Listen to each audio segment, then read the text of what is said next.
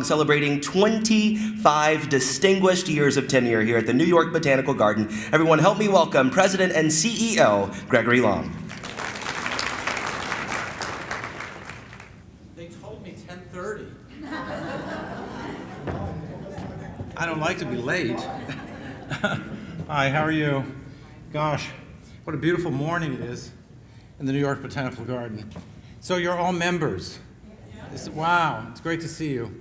The garden's full of people. I think there are plenty of members out there who didn't want to come in here today. It's very nice to see you. I see some familiar faces. I think, first of all, what I want to do is thank you for what you do for the New York Botanical Garden.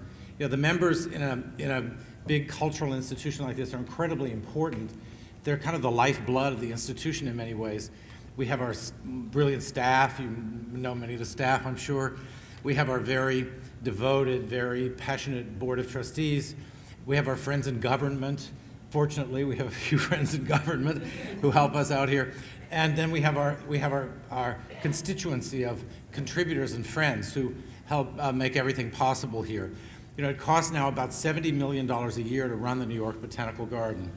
And that's really a baseline budget. That's for a big institution like this that requires 500 employees, full-time employees, and about 250 seasonal part-time employees. $70 million actually isn't really even a lot of money nowadays in New York City. We're very, very careful about our operating budget. I always say I do a lot of consulting free as a kind of civic act with other institutions, and sometimes we look. An exercise we do with institutions is to do zero-based budgeting.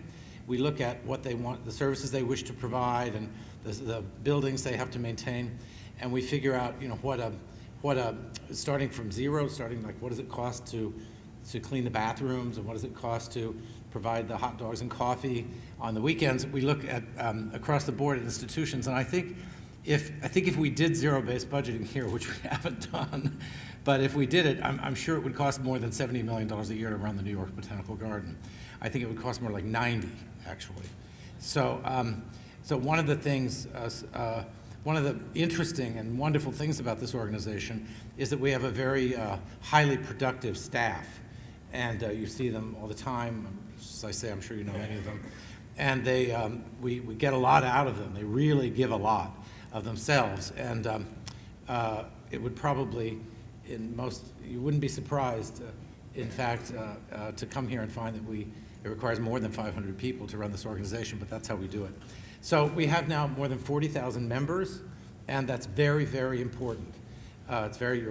Your financial support is really very, very critical. So, we just really want to thank you. So it's very nice of you to come today. I have worked here now for 25 years, and one of the things, I came to work on May 1st, 1989, and I was 42, if you're wondering. Some people thought I was too young. I thought I might have been too young too, but I've stayed a long time, and it's been a wonderful, wonderful experience for me. Of course, it's really been my whole life. It's been the core of my professional and adult life, of course. But I do want to say that there are many other people in this institution, fine professional people, who've worked here for 25 years or longer. There are people who've worked here for 40 years. There are people who've really given their entire professional and adult lives to this organization. And so I respect that hugely, and we know and love all of those people. And so I'm certainly not the only one that's worked here for a long time.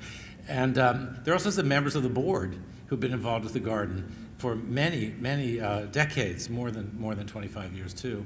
So it's an organization, as many of you know. I hope you're all repeat members.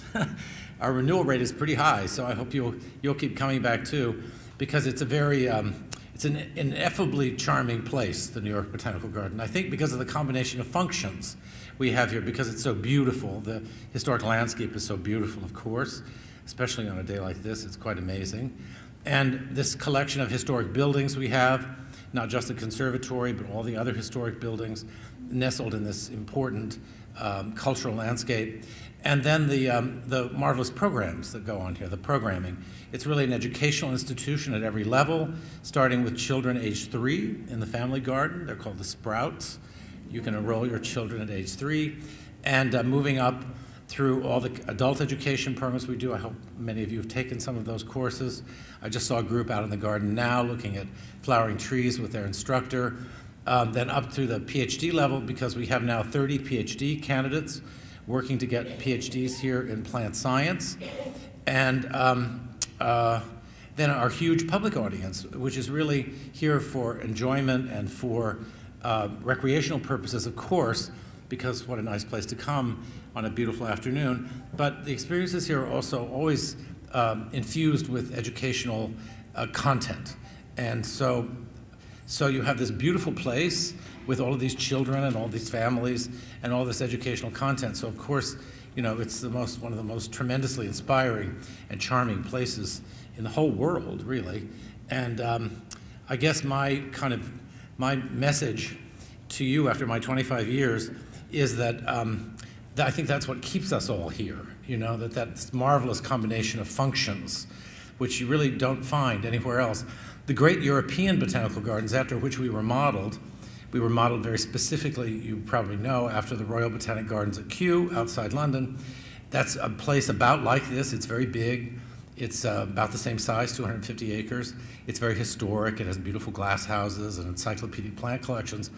But in fact, Kew is quite a different sort of institution. There's not much programming there for children, not very much for families. Their educational programming is very high level at the PhD level and in science, but doesn't embrace all these other areas. Those European institutions are just changing now, actually, now kind of developing according to an American model, a model more like ours. But they are fine and distinguished organizations, but maybe they have less charm than an American organization like this. So we put together a little slideshow for you. We'll whiz through it. It's about some of the things that have happened here in the garden that I'm sure many of you have seen and enjoyed in the past couple of decades. And I want to say by way of introduction that I don't like the idea that this might be seen as being self-congratulatory, because I'm only the kind of organizer and the conductor here, and I try to lead from behind as far as I can. And it took a lot of people working very hard in a very concentrated and organized and collegial way to make all of these wonderful things happen here. And I think many of you, if you're long-term members, know that.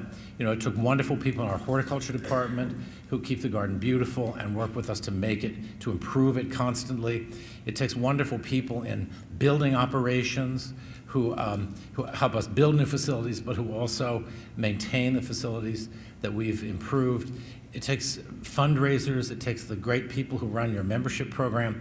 It takes all of us working together as a well-organized kind of team, a kind of orchestra of players to make all these things happen.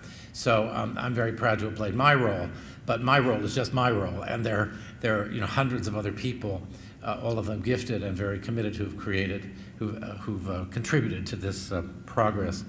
So we're just pausing kind of midstream. I'm not retiring or anything. Somebody said, "Oh, you must be retiring," and well, not quite yet, maybe, but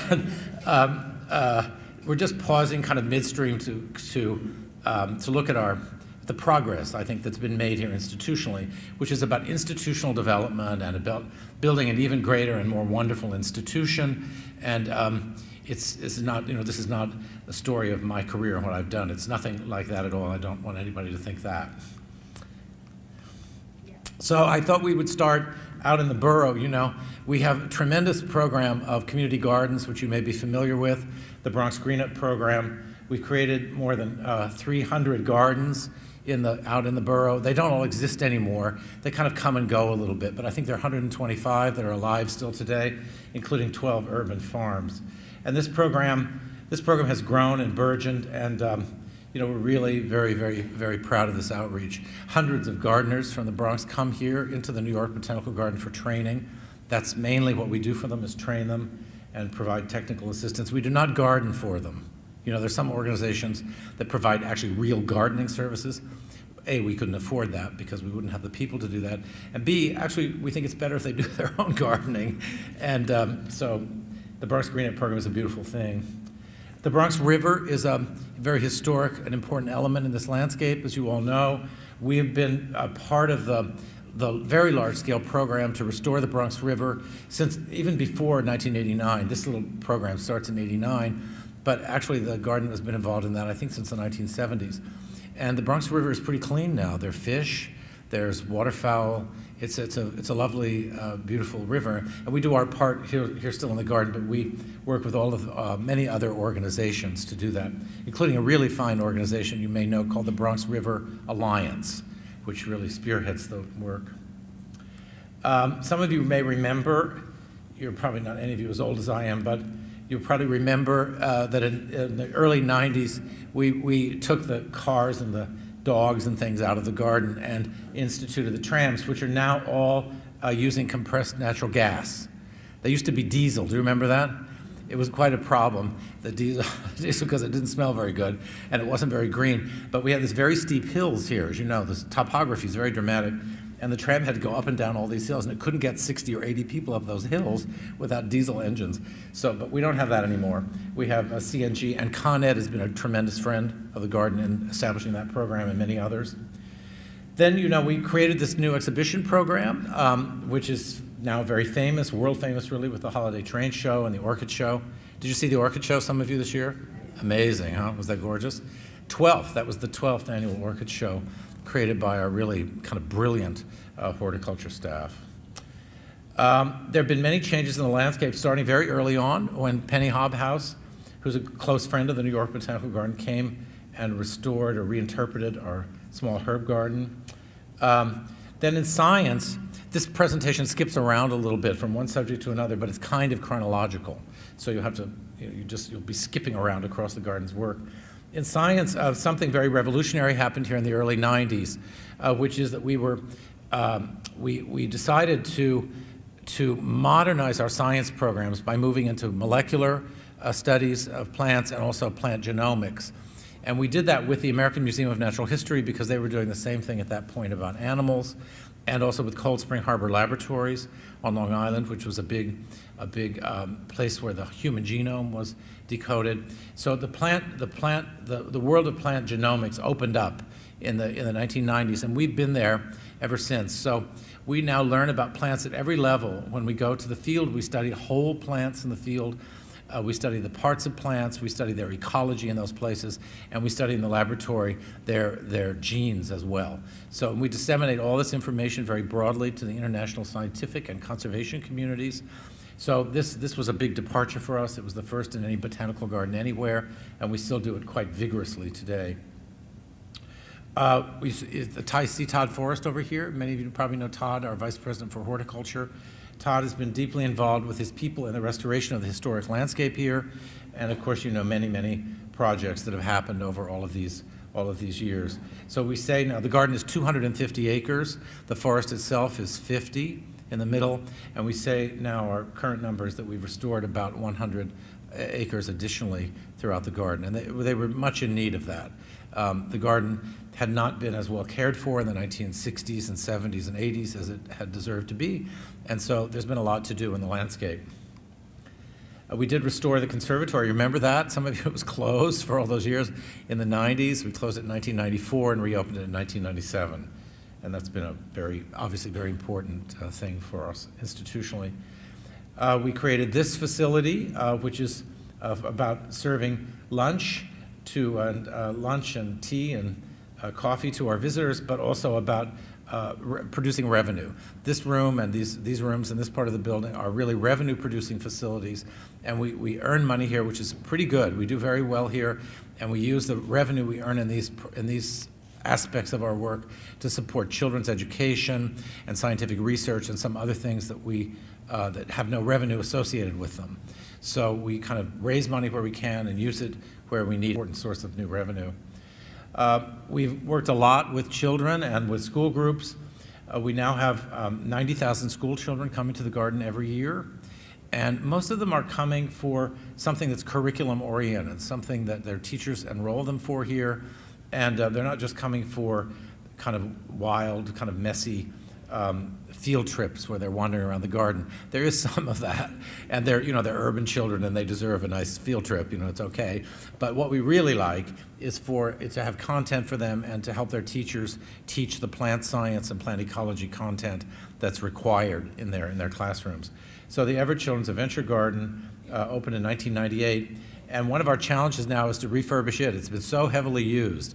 It has been, 5 million people, I think, overall now in there, and they're all kind of messing around with plants and everything. And so the Everett Children's Adventure Garden is actually a project that's kind of on the schedule now to be refurbished.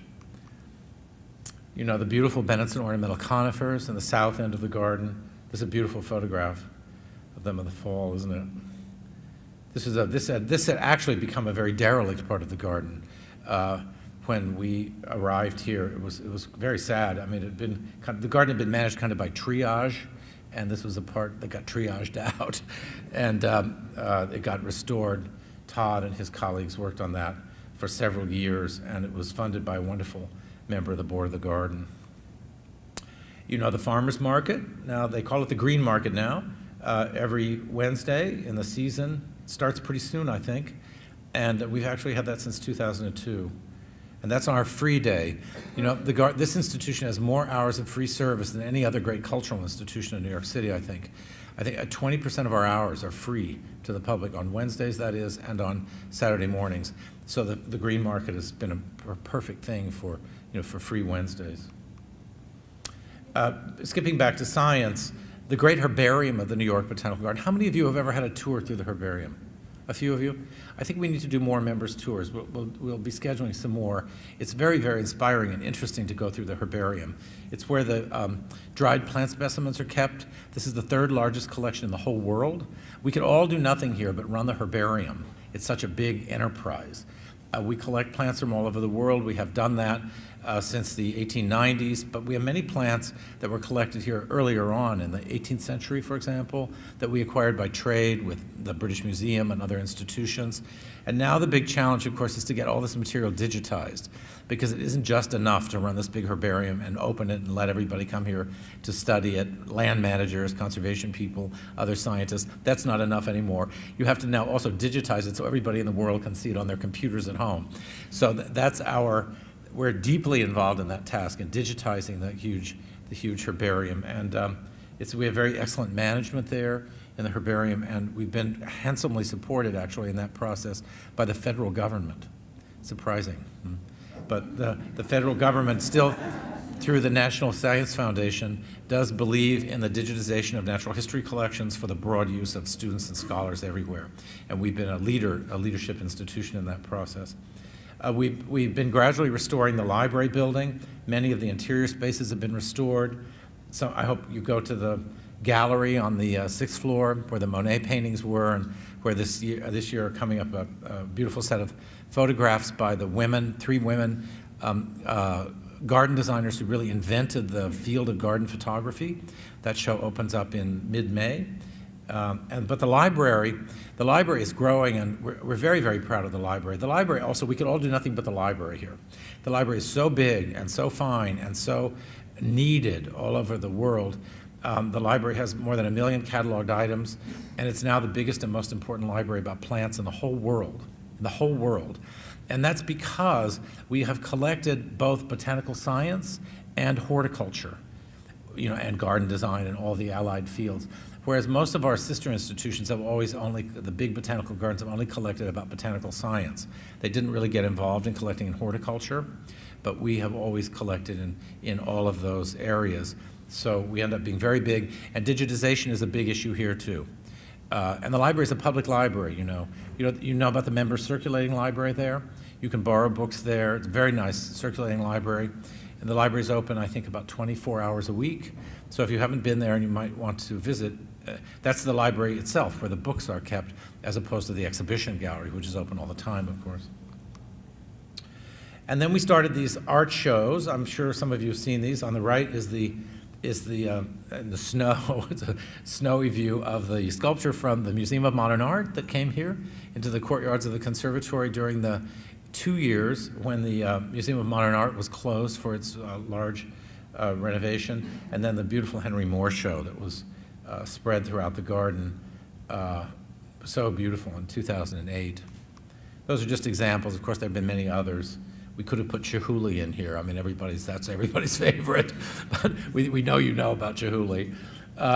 Then we did nice things in the library building. Like, we got a very nice bequest from a lady who lived in White Plains, and we restored this handsome rotunda at the entrance to the library building with the bequest from that nice lady. She was a member of the garden, and she left a handsome bequest, and we were able to restore this room, which is the entrance in that way. Then we opened the visitor center, which, how did we ever live without the visitor center? Do you remember the garden before the visitor center? How do we live without it? I mean, the day it opened, we looked around and we thought, this is like, hasn't this always been here forever? And Hugh Hardy, who's a wonderful architect in New York City, especially famous for his theaters, designed this set of buildings for us, and he's a great friend of the garden, and they've won lots of awards. And just on the right, where the cafe is, there's a new cafe now. You have to check that out if you haven't. It's a new version of our cafe, much better food, and it's fun. It's called the Pine Tree Cafe. It opened just a couple weeks ago. Then the fountain. We put this in because this is, I don't know how much attention people pay to this fountain at the top of the mall, but it's a very amusing fountain, and it was derelict for a long time. Fountains are very hard to run and very hard to operate, and one of the things is it gets algae in the water, and we can't use algicide or anything in the water because the marble is a white, very porous marble, so you can't really put chemicals in the water because they eat away at the white marble. So I have to commend our operations team for keeping this fountain clean, because I think they do it with scrub brushes, with toothpaste and toothbrushes or something. It's very, very hard. It's a very hard challenge. Then we built these marvelous greenhouses. Rolly Nolan was for almost 10 years the chairman of the board of the New York Botanical Garden, and he went behind the scenes. He loved horticulture. He was the chairman of the horticulture committee, and he went behind the scenes and he saw the way in our old greenhouses, which were very, very substandard set of greenhouses, the staff had to work to raise plants and to maintain our collections. And he said to himself, this is not right, that people have to work in these conditions, and also the plants weren't really fine enough. So he spearheaded the project to build these beautiful greenhouses, and there's about 45,000 square feet in these greenhouses, which is the same, that's a little more than an acre. That's the same number of square feet that the conservatory has. So what we learned when we figured it all out is that for every square foot of public exhibition space in the conservatory, because it's all public exhibition space, you need a square foot of back of the house to raise the plants, to take care of your collections. The orchids, the rare and special orchids all go back there to be cared for a whole year before they come back into the conservatory. So if you're familiar with art museums, it's like museum storage in many ways, except of course it's alive, all of it, and you have to keep it healthy and keep everything flowering. All the plants that are coming now into the conservatory for the spring show, which is called Mrs. Rockefeller's Garden, which will be in the conservatory starting in mid-May, are being grown there in the maybe, how many, Todd? 80,000 plants or something? Yeah, 80,000 plants maybe. And that many were grown for Monet, and that many have been grown for many of our exhibitions by our horticulture staff. Then, of course, we have been building these new facilities for our research programs. And we've been very lucky that the very fine New York-based architectural firm of the Polshek Partnership helped us devise this kind of new contemporary style of building, which harmonizes in a fine way with the historic landscape here and with the historic buildings. And here's the new lab. The principal donor here was the Pfizer Pharmaceutical Company. They do not do any research here. It's not named for them because they run it. It's named for them because they're the donor. And this is where the famous Cullman program of molecular systematics and plant genomics is housed. And you've been watching perhaps the restoration of the Rose Garden. The big restoration that really changed it happened in the 1980s. But along the way, we've been improving the conditions there. The drainage was very poor. We were having trouble growing the roses because it got flooded all the time. So we've had very handsome support, actually from the Rockefeller family, for the restoration of the rose garden. And then we did the stone mill, the beautiful 1840s stone mill. This is, it says on the slide, both a New York City landmark and a National Historic Landmark. And the whole garden is a National Historic Landmark. So this is a National Historic Landmark itself, in its own right, within a National Historic Landmark. And of course, it's a very beautiful building, built by the Lorillard family, the Lorillard Tobacco Company, for the grinding of tobacco into snuff. You all know that story. But it used to be called the Snuff Mill, but it was called the Snuff Mill mainly in the 1950s and 60s. I think that was considered picturesque. And now we don't consider snuff so picturesque, so it's gone back to its historic name, its traditional name, which is the Stone Mill. Maybe some of you have taken some classes downtown. We have these new classrooms, which are very handsome, in the Midtown Education Center. We've had this now for about 4 years, on 44th Street, just across from the Harvard Club, near Fifth Avenue. Very good location, because our students sometimes take their first course here, and then they get on the train on the railroad at Grand Central and come up to the garden for, to be in the real place. And so it's increased our audience in adult education, especially after work. A lot of people come for courses here who work in Manhattan or in Brooklyn or in Queens during the day, and the transportation's so great here. You can come and take a 6 o'clock course or a 7 o'clock course or an 8 o'clock course. And most of our students in continuing ed still are getting certificates in landscape design, in flower arranging, in botanical illustration, certificates which are very serious, very hard to get, because you have to take a lot of courses and really devote yourself to it over a period of time. But it's a kind of credential often used for people, by people for career change. So we have a lot of career change people taking these courses.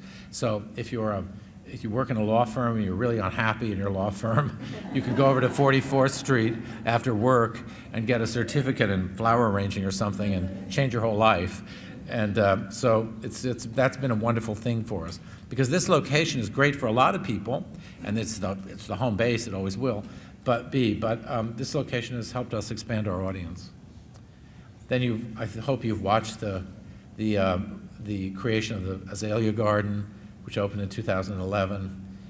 It'll look like this in about 10 days, maybe, for Mother's Day. Very nice. And you probably watched the restoration of the forest, this very, very precious forest, which was loaded with invasive plants. And we did get some pretty major funding to go in there and try to begin to really eradicate all the invasive plants. Not that that's completely and totally finished, and not that it's really ever going to be finished. But the worst invasive plant in there was something called the Cork Tree.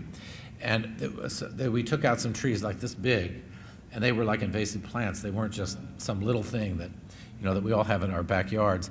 And the reason they got into the forest is that they were in the garden's collections. It's a Chinese tree, and we have circumpolar collections in the garden.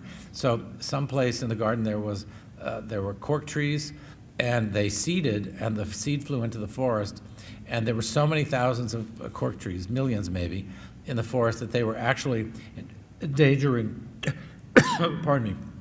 endangering the native species of the forest. So we went in and we took out all the big ones, at least, and there are little seedlings coming up now, so we're working on that. And the forest team, which is a great team, do have a walk in the forest if you haven't had one recently. It's so beautiful in there. They're planting, we're collecting our own acorns and our own seed and growing our own germplasm seedlings and planting them back in the forest, sort of reestablishing the native populations of trees and shrubs in the forest. And most of the trails have been restored in a very nice way, so it's a beautiful walk through the forest now. And then, we opened this parking garage. I hope maybe some of you park there. We really needed this because on the weekends we were turning people away. On Sunday afternoon, a beautiful Sunday afternoon, like maybe this week, people were driving here from Queens or Long Island or Brooklyn or wherever it was, and there's nowhere to park. And in this part of New York City, you can't really park on the street very easily, and also there are no other parking garages. So we had to build our own, but it's worked very well. The Bloomberg administration helped us a lot with this, and also Governor Pataki when he was in office. They saw that it would be a good economic development project for the neighborhood, and also that the garden really needed it. So it's park and ride, so you can park there and get on the Metro North, 22 minutes to Grand Central. So suburbanites can come in, they don't have to drive all the way to the city, they get off the road, that's a good thing. And then that's Monday through Friday mainly, and then on the weekends it serves our audience. And I was afraid people were going to complain about this garage. I was afraid people were going to say, well, I want to park in the garden. And we've had only one complaint, and you know what it was? From a man who said, I don't know why you didn't do this 10 years ago. So it's gone very well. You stay out of the rain and the snow. Then we opened the new native plant garden only a year ago, and it's been a big success. And of course, this is a very important didactic garden because we're very interested to convince everyone coming to the garden that in your own garden or in any gardens you're associated with, you should really think about native plants because they do better, they're easier, they're less maintenance, they take less chemicals. They're just a better idea so learning how to use native plants, not in some sort of picturesque way as if your backyard were a nature preserve, but as a beautiful garden. And so the native plant garden attempts to teach people that, and I think it is really doing that. Designed by a very fine contemporary designer, Sheila Brady, of a fine design firm in Washington called Umi van Sweden, that has specialized in what they call the new American garden. They kind of invented the idea of these big beds and big sweeps of Native American plants. Then just looking forward, this is the most exciting project that's coming up maybe. There's the Bronx River, and the beds laid out up there that's the family garden, where the family garden exists right now. And all of these other buildings are not there. Hopefully they will be there in about 2 years. You can see the green roof on that building in the lower right. That's a classroom building. We need more classrooms for children in the New York Botanical Garden generally. So we decided to build them there, adjacent to the family garden, so that our vegetable gardening program can be year-round. Because it opens in April now and closes in October. So for the whole school year, it's basically closed. And teachers, principals, science coordinators, parents, children, everybody wants to learn how to grow vegetables, and there's a big demand for a nutrition curriculum among New York City school children and teachers. So we're going to expand the family garden. We're not going to change it, just improve it a little bit, and leave it just as it actually gets bigger, the garden itself, and build 2 classrooms, the green roof, and a little greenhouse. You can see the greenhouse, which is big enough for at least one class. And then at the bottom, a green stepped amphitheater for performances on the weekend and music, an outdoor amphitheater. It seats about 300 people. And cooking demonstrations too. Everybody wants cooking demonstrations. So it's a new world, isn't it? Cooking is it. And you see the serpentine path coming in on the left there? That's actually a bridge, which is the new East Gate. There is a gate, maybe some of you use it sometimes, with a bridge across the Bronx River Parkway. People, if you don't use it, you don't know about it, but there's a pedestrian bridge across the Bronx River Parkway that brings people to a gate over there, which is very high up. And it's open now, but it's very inaccessible and difficult because it's very, very steep. You can't see it in this drawing, but that's very, very steep. The Bronx River Parkway is right at the top, about where the T is on the Edible Academy. And so we designed this new entrance, which is actually a bridge, so it's handicapped accessible. And this has been supported very largely by the New York City Council because they'd like to open up the garden in a better way to their constituents who live on the east side of the garden. Because if you live over there, it's quite a long walk around to our other gates, which are mainly on the west and the north. So this is going to be a very important kind of new center of activity. And the City of New York, the City Council, and also the Bloomberg administration have been very, very generous to this project, and they've already committed $9 million. So we're raising some private money now. Hopefully the state will do something, and pretty soon you'll see that. So this won't just be for children and school groups. It'll be the great vegetable garden of the New York Botanical Garden. We'll all go there all the time.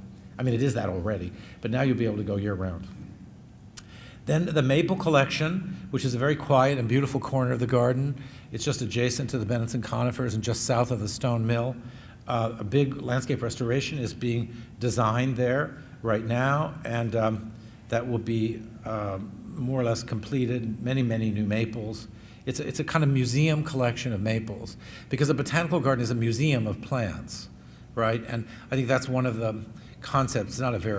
It's not an amazing concept or anything, but it's a concept that we have tried to really put in place here. It's the traditional idea about a botanical garden, and it's why we're a cultural institution. And because we have these plant collections, that's the basis for all of our educational authority, our authority as an educational institution. So we are developing the collections, and we're very devoted to the idea that a botanical garden is a set of plant collections. So maybe at the Metropolitan Museum they're buying new Rembrandts this week. We're buying a few new maples, and we're going to improve the maple collection. It'll be a lovely destination. There are no paths or anything through it now very much. It's pretty kind of all off on itself, by itself, and just above the Rose Garden and just south of the Stone Mill. And then another project that's coming up is the restoration of and expansion of the Lilac collection. The Lilac collection is in better shape now than it's been for maybe a generation. It looks really gorgeous many springs. But we're going to expand it by at least 50%, many more new lilacs, and improve the surrounding landscape. And that's right by the Rose Garden, as you know. So that'll be a really wonderful improvement. Then we'll have a big lilac festival every year. And this is being done by an extremely nice lady, she's funding it, who's on the board of the garden, who doesn't want any recognition and doesn't want to name it or anything. She just loves lilacs. And she comes and walks around here all the time, and she wants the lilacs to be better. So we're going to make them better. So then the seasonal walk, probably many of you know this, just along to the right-hand side of the Conservatory, has just now been completely redesigned and replanted by the Dutch designer Piet Oudolf. Maybe you've read about that in our newsletters and things. And this is going to be its first full season. The bulbs are up now in the border, and it will flower through the summer and reach its peak maybe in August and September. And it's going to be quite different and very especially beautiful, the seasonal border. So you'll be seeing that. And then the peony collection, which is always gorgeous, I mean, how could it be more wonderful, is going to be expanded also. And this is another project that got funded because a very extremely nice lady likes peonies and wanted to help expand the collection. So a lot of new cultivars will come in, and peonies you may not have seen before. And that's a museum collection too, just along Perennial Garden Way there below the conifers. So those are projects that are coming up, very lovely projects that are coming up. And I mentioned the rejuvenation of the Everett Children's Adventure Garden, which needs to be done just because, frankly, we've kind of worn it out, you know.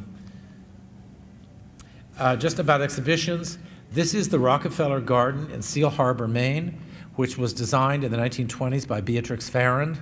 Beatrix Farrand was the great female figure in American garden design of the first 30 or 40 years of the 20th century. She worked here in the garden. She designed the Rockefeller Rose Garden here in the New York Botanical Garden. She was, if you wanted a fashionable garden designer and you could afford her, that's who you went to. You went to Beatrix Farrand. So she designed the Rose Garden here, which was not the Rockefeller Rose Garden at that point. That only came later, that association. And she designed this very big flower garden in Maine for the Rockefeller family. It's a private garden still. And you can go there if you're a neighbor, but basically it's not open to the public. So we're going to recreate this garden in the Conservatory in this exhibition called Groundbreakers, Great American Gardens and the Women Who Designed Them, which opens on May 16. May 16. Is that the Members' Day? That's probably the Members' Day, May 16. And that's also when the photography show I mentioned opens in the library. So they're tied together. And there'll be a poetry walk, which will be Edna St. Vincent Millay, who was, you know, the new woman, right? So it's about women in American garden design and culture generally. And then next year, this has hardly been announced yet, next year we're going to do an exhibition, an exploration really, of Frida Kahlo, the Mexican painter, and her interest in plants. So we have a wonderful curator who's a specialist in 20th century American art, who is interested to delve into the plants that are in Frida's paintings, and we'll have an exhibition of her paintings in the gallery as well, being led by a lot of the Mexican museums and Mexican collections. And she had a beautiful courtyard garden that looks like this in her house in Mexico City, where you can still visit. But you know, if you can't go to Mexico City, you can come to the New York Botanical Garden. So that'll be next year. So that's a kind of overview, and I do want to stress again that, you know, this is the work of an immense number of talented people here, and it's really been just an honor for me to be part of this group. So, any questions or anything? Any observations? Please. You probably all know the garden very well. Yes, sir. Thank you so much. My name is Dr. Powers. Oh yes. Hello. How are you? And, you know, I had the honor of knowing the late Armand Taktashan. Oh, Dr. Taktashan, yes. Russian. Right. He was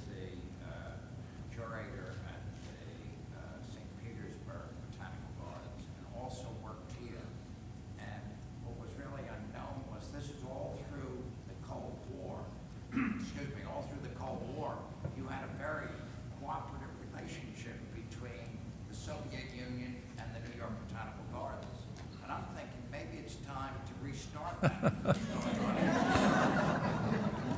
Very good idea.